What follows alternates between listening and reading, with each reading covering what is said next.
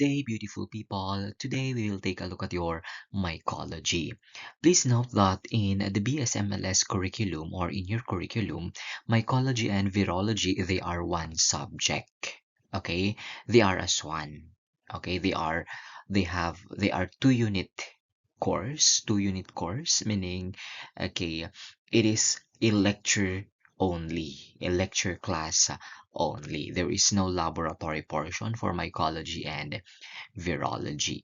Anyway, let's take a look at your mycology in this particular video. Your mycology, please note that it is the study of fungi. What are you studying here? It's the morphology, the physiology, the reproduction, and pathogenicity, and the disease that are caused by your fungi. Your mycology is a branch of microbiology that deals with your fungi. It deals with fungi. Please note it is focused on your fungi. And yes, this fungi include yeasts, molds, and dimorphic fungi accordingly. Please note that your fungi, they are capable of causing diseases. They are capable of causing diseases. They can cause superficial infections, subcutaneous infections, as well as systemic infections. Your systemic infection here, this is what we call this. This is the most severe case of your mycosis. This is the most severe case of mycosis accordingly. And just to give you an idea, your major opportunistic pathogens in your immunocompromised patients are fungi.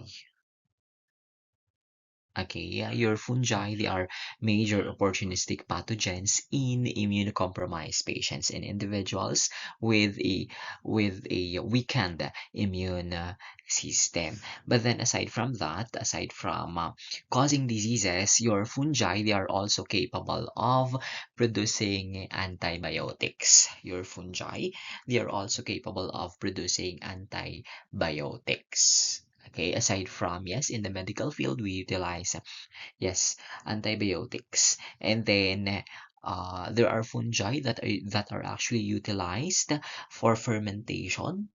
No, there are fungi that produces substances necessary for fermentation. Okay, and then yes, let's take a look at your characteristics of your fungi. Please note that your fungi, they are eukaryotic organisms. They are eukaryotic. Okay, in contrast to your bacteria, which are prokaryotic. Anyway, when you say eukaryotic again, they possess a true nuclei. They possess a true nuclei with a nuclear membrane. And yes, aside from that, you also have membrane-bound organelles like Golgi apparatus or Golgi complex, endoplasmic reticulum, mitochondria, and the rest of your cytoplasmic organelles. And please note, okay, that your fungi, they are larger and more complex than your bacteria. And yes, please note that your fungi, they possess or they have cell walls. They have cell walls. And in this, and in, sorry, in this cell walls, the cell walls of your fungi, they are made of chitin. Okay, and so they are made of chitin. Aside from chitin, you have glucans and mannans. And what is the purpose of the cell wall? It provides rigidity and protection to the cell. Your cell wall provides again rigidity and protection to your fungal cell. And please note, in relation to treatment or in relation to control or yes, uh, antibiotic therapy, your fungi or yes, this cell wall, sorry, the cell wall of your Fungal cell, it is the target of some antifungal drugs. It is the target of some antifungal drugs. Aside from cell wall, there is also a cell membrane. There is also a cell membrane that is made of, or it contains ergosterol. Ergosterol. And yes, it is also, the cell membrane is also a target of antifungal drugs. Target of your antifungal drugs. Your fungi, please note your fungi, they absorb nutrients from the environment. They absorb nutrients from the environment, giving you the term heterotrophic. Okay, heterotrophic here, they absorb nutrients from the environment. And please note that your fungi, they secrete enzymes to break down complex organic material that are absorbed from the environment. And your fungi, they grow on a simple carbohydrate and nitrogen sources. And somewhat, this fungi, yes, your fungi, uh, they prefer an acidic environment. They prefer an acidic environment. Anyway, your fungi, they can be yeast, they can be molds, or they can be both. Okay, they can be yeast, they can be mold, or can be both. Please note that your molds here, your molds, they are multicellular. They are multicellular. Your molds, they are multicellular with filamentous hyphae, and your molds grow at 25 degrees Celsius. They grow at 25 degrees Celsius. While your yeast here, they are unicellular. Your yeast, they are unicellular and they reproduce by budding off. They reproduce by budding. And yes, your yeast, they grow at 37 degrees Celsius. And of course, your dimorphic, okay, dimorphic fungi, they can be either mold or can be yeast. Please note that they are your true pathogens. Accordingly, they are your true pathogens. As for the reproduction, no, your fungi, yes, can reproduce sexual or asexual. For asexual, okay, and so it can be by budding off, okay, and so budding off, fission, okay, conidia or sporangospores. While for your sexual, there is the formation of your zygospores, ascospores, and then basidiospores accordingly. Okay, please note that this reproductive structure present in the fungi helps in the classification of the fungi. And yes, aside from that, your fungi, they are resilient. Okay, they are resilient. Somewhat they can survive adversities anyway. Okay, so they can, yes, they can tolerate dryness. Your fungi can tolerate dryness. They can tolerate uh, low moisture. But then high moisture, okay, and so uh, abundant moisture favors the growth of your fungi. But then low moisture does not mean that it will kill your fungi. If there is a relatively low moisture, the fungi can tolerate that. And the fungi can survive in the soil, can survive in decaying matter, they can survive in water, and they can survive in the air. And please note that the spores present in them, or yes, the spores present allow long-term survival and spread through the air. Anyway, your yeast. Let's take a look at your yeast. Please note that your yeast, they are unicellular fungi. They are unicellular. And yes, as for the size of this one, they are 3 to 15 micrometers. They are 3 to 15 micrometers. And they reproduce by budding or by fission. your budding here. Okay, and so this one is an illustration of a budding. Okay, and so it may bud off. This one, the daughter cell, may bud off. Okay, and so releasing a unicellular, a single-celled, yes, a single-celled fungi. Okay, and so yes, in this one, there is the formation of your, uh, sorry, there is a budding. Okay, and this is the more common for your yeast. And then you have your fission. Fission here is your symmetrical division. Somewhat you divide here, this portion, symmetry. Okay, exact half, parang ganon. Okay, and as for the colony, they have a smooth, creamy, pasty colonies on the agar. If you grow them in an agar, if you grow your yeast in an agar, they will have a smooth, creamy, and pasty colonies on the agar. And yes, this yeast, they resemble bacterial colonies, but they are larger. Okay, your yeast, they resemble bacterial colonies, but they are larger and more opaque. And yes, the color is often white to cream colored, smooth and creamy. Okay, so yes, examples of your clinically significant yeasts. You have Candida species. Okay, Candida species. This Candida can cause oral thrush. What else? Malassezia, accordingly. Okay, Malassezia, the causative agent of Theriasis versicolor. Okay, for your Malassezia. What else? Um, Cryptococcus neoformans accordingly. Okay, so that is for your yeast.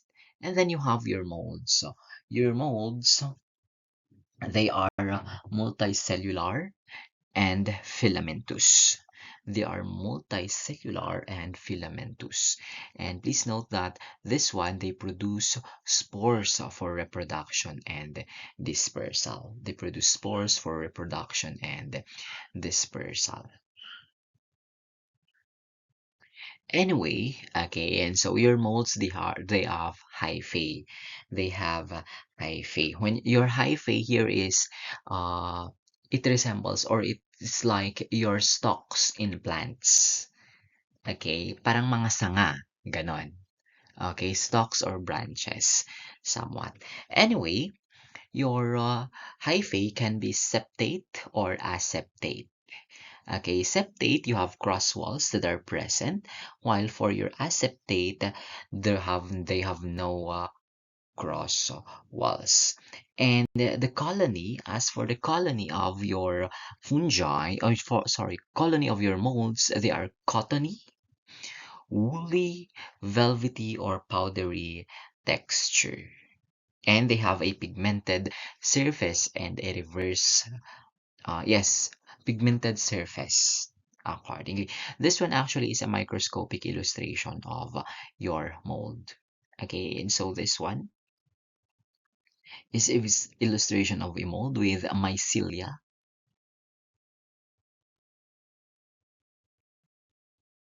Okay, with a mycelia.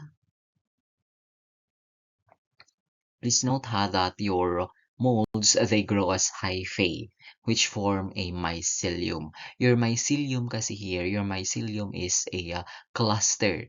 Your mycelium is a cluster of hyphae. It is a cluster of hyphae. Anyway, your molds, as for the growth, they can be rapid or slow growers depending on the species.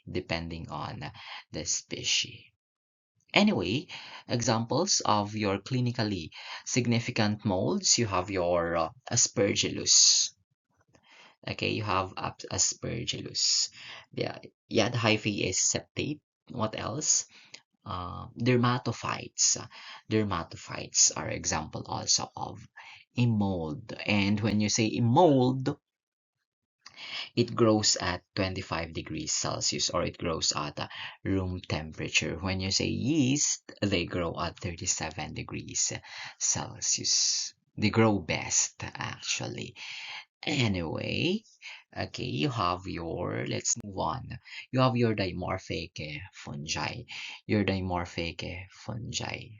Please note that your dimorphic fungi, it can exist as mold at 25 degrees Celsius and yeast at 37 degrees Celsius. That is why it's called as dimorphic fungi.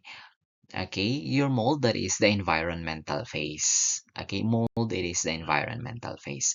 While the yeast, it is the tissue phase. It is the tissue phase. It has already invaded the host tissue. And as what we said earlier, they are true pathogens. They are true pathogens that are capable of causing systemic disease to an infected person. They are capable of causing systemic disease to an infected person. Okay, let's take a look at the characteristics of this one. Since dimorphic nga po, the mold phase of your fungi, the mold phase of your dimorphic fungi, they have hyphae.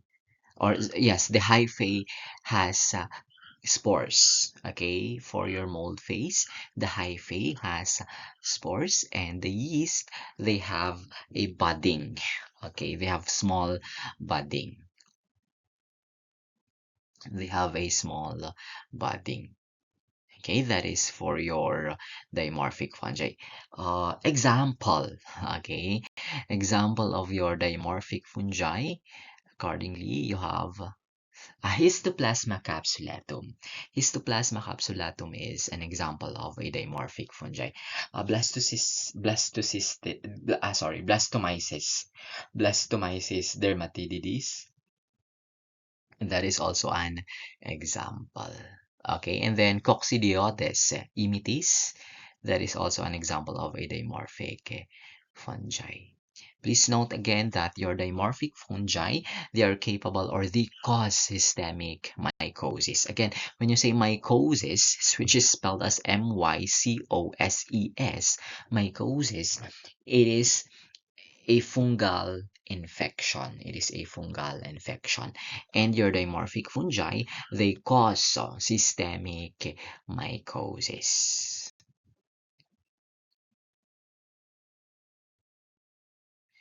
And yes, let's take a look at the structure of your fungi. Okay, please note, we said earlier that it is a eukaryotic cell. That is why it has a nuclei, a true nuclei, and then cellular organelles, of course. Okay, your cell membrane, it has ergosterol, and then you have the cell wall, which is made of chitin, as what we said earlier. Okay, that's what we said earlier. Anyway, you have your nuclei. Okay, and so the nuclei is enclosed by a nuclear membrane. There are you have cytoplasmic organelles, as what we said. You have mitochondria, you have Golgi apparatus or Golgi complex, and then the rest of your organelles, cytoplasmic organelles. Okay, there is a ribosome or a eukaryotic ribosome, which is 18 Swedberg, as in 80 Swedberg.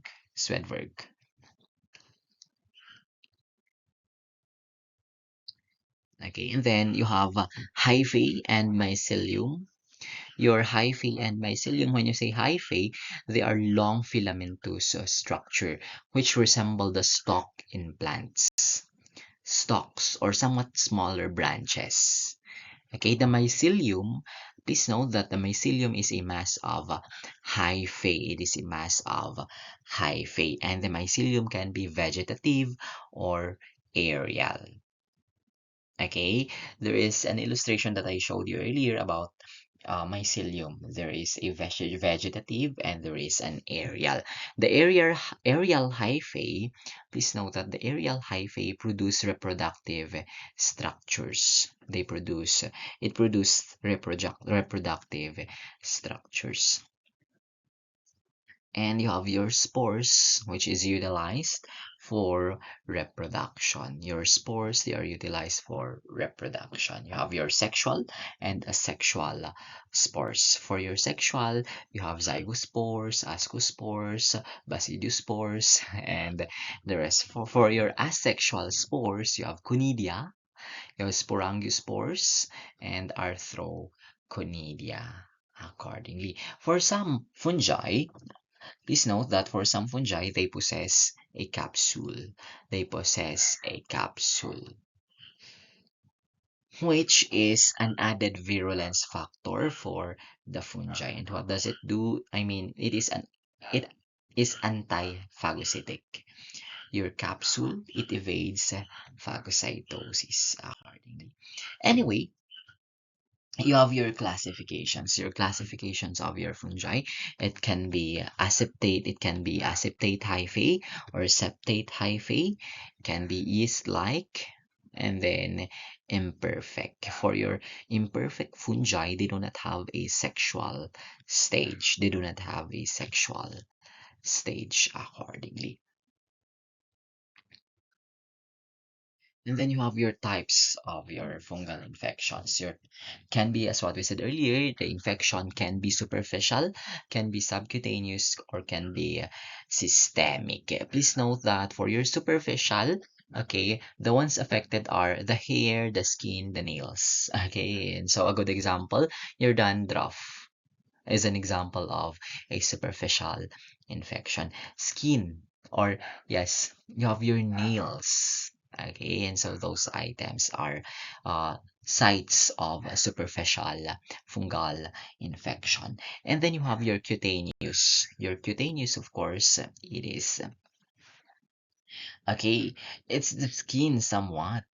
Okay, and so but not the superficial portion, but and not the subcutaneous portion. Dermatophytes, these are examples of cutaneous infection. And then subcutaneous, okay, and so it is below the cutaneous. It already involved deeper deeper layer of the skin. And then you have your systemic, it's caused by your dimorphic fungi, and then you have opportunistic. Accordingly, opportunistic fungi, you have Candida, Aspergillus, and Mucorales. And then, yes, let's take a look. Your dermatophytes. Your dermatophytes, they infect keratinized tissue. They infect keratinized tissue. And please note that your skin, okay, is made of keratinized squamous epithelium. Okay, it is made of keratinized squamous epithelium. Okay, so the fungi, the genera of the fungi uh, that causes dermatophytes. You have Trichophyton, Microsporum, Epidermophyton.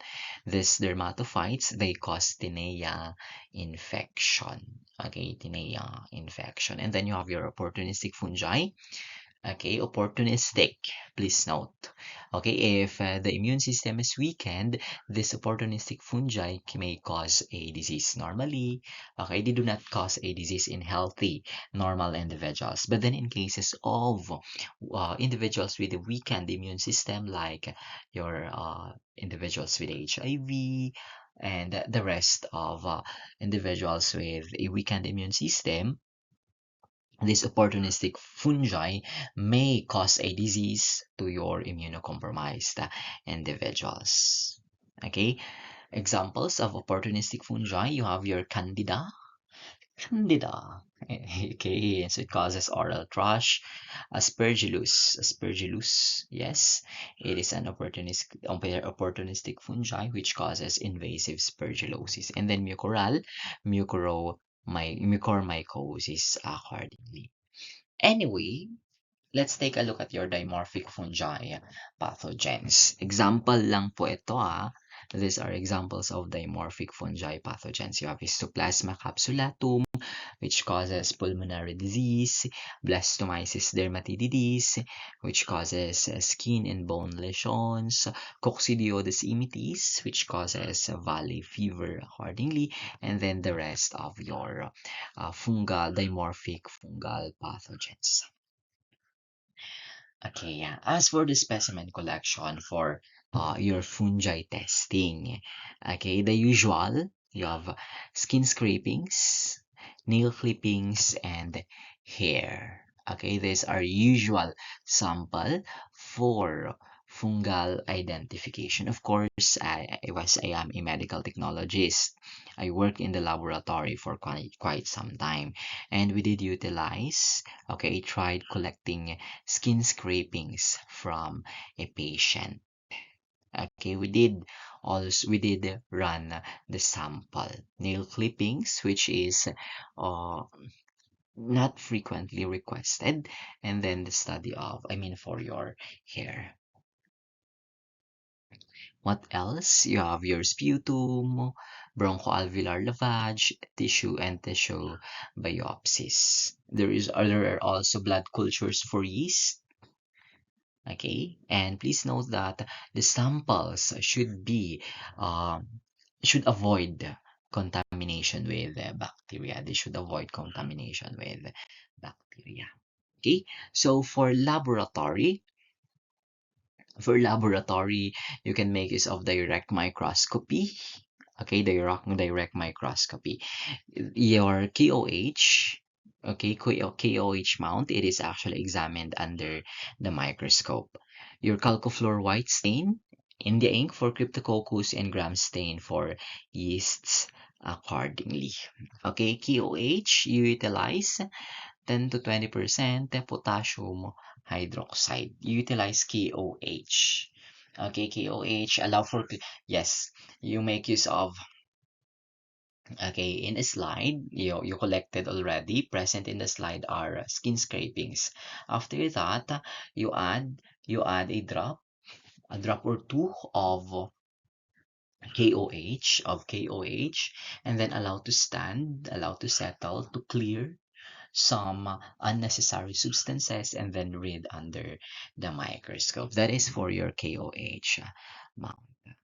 And then yes, culture can be utilized to identify your fungi. You have your SDA, you have your Sabarodextrose agar, you have your SDA with antibiotics, brain heart infusion agar, and cornmeal agar for yeast morphology. Those are just a few among the culture media that can be utilized in the clinical microscopy.